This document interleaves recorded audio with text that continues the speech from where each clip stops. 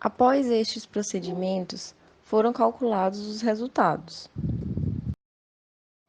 Inicialmente, foi feita a determinação da massa real de ácido acético na fase 1. Para isso, utilizou-se a equação número de mols de titulado igual ao número de mols de titulante, partindo da relação de massa sobre massa molar do ácido acético igual à concentração versus volume do NaOH, sendo os valores de massa molar e concentração do NaOH pré-determinados. O volume de NaOH foi utilizado de acordo com cada titulação e assim determinou-se a massa real. Esse mesmo procedimento foi aplicado para o cálculo da massa real de ácido acético na fase 2.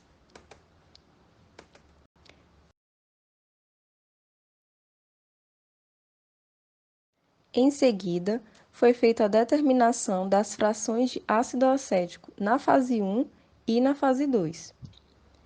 De acordo com a massa real do ácido acético da fase 1 e da fase 2, que já foram pré-calculadas, foi determinado a fração do ácido acético em cada uma dessas fases, por meio da relação de massa real sobre a massa total, sendo a massa total igual a 10 gramas. Assim, foi encontrado o valor de fração do ácido acético na fase 1 e os valores de fração do ácido acético na fase 2.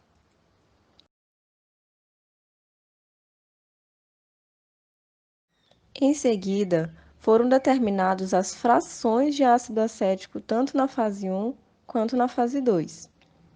Partindo dos valores de massa real que foram calculados, foi determinada a fração de ácido acético em cada uma das fases, a partir da relação de massa real sobre massa total, sendo a massa total igual a 10 gramas.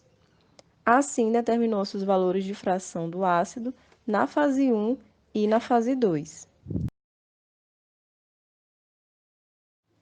Então, para a determinação das frações do acetato de etila, pelo método binodal, utilizou-se essas frações de ácido acético já determinadas na fase 1 e na fase 2, e substituiu-se esses valores no lugar da variável y na equação polinomial, para assim encontrar na variável x os valores de fração do acetato de etila para a fase 1 e para a fase 2.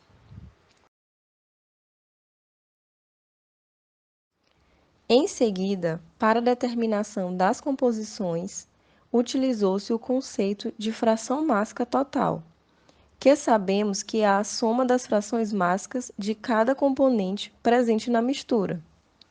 Sendo assim, a fração mássica total é dada pela soma da fração de ácido acético mais a fração do acetato de etila mais a fração de água presente. Substituímos, então, os valores de fração do ácido acético e os valores de fração do acetato de etila. Fazendo a diferença para um total de 1, obtivemos os valores de fração mássica da água presente em cada fase. Assim, observou-se que a fase 1 é rica em água, por isso é a fase aquosa. E a fase 2 é rica em acetato de etila, por isso chamada de fase orgânica.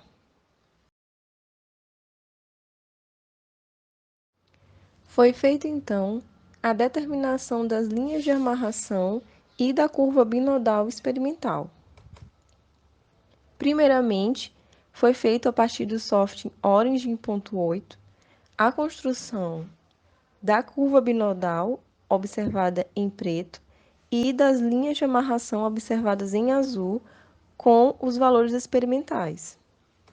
Em seguida, foi feita a construção no software Aspen, observando a curva binodal em preto e as linhas de amarração em diferentes cores. Foi feita, então, a determinação das linhas de amarração e da curva binodal experimental. Primeiramente, foi feito a partir do software Orange 1.8 a construção da curva binodal observada em preto e das linhas de amarração observadas em azul com os valores experimentais. Em seguida, foi feita a construção no software Aspen, observando a curva binodal em preto e as linhas de amarração em diferentes cores.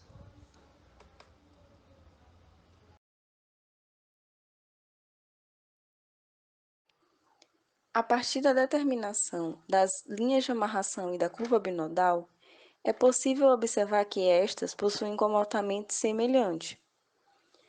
No Orange, as inclinações são mais suaves e o comportamento é decrescente no sentido do ácido acético. No Aspen, a curva teórica tem um perfil parabólico com uma amplitude maior para a direita. Além disso, é possível observar que existe mais soluto no extrato, a fase orgânica, do que no rafinado, a fase aquosa, como esperado, de acordo com a literatura. O solvente é capaz, assim, de extrair o soluto da fase aquosa, pois este tem preferência pelo solvente e mais afinidade com ele.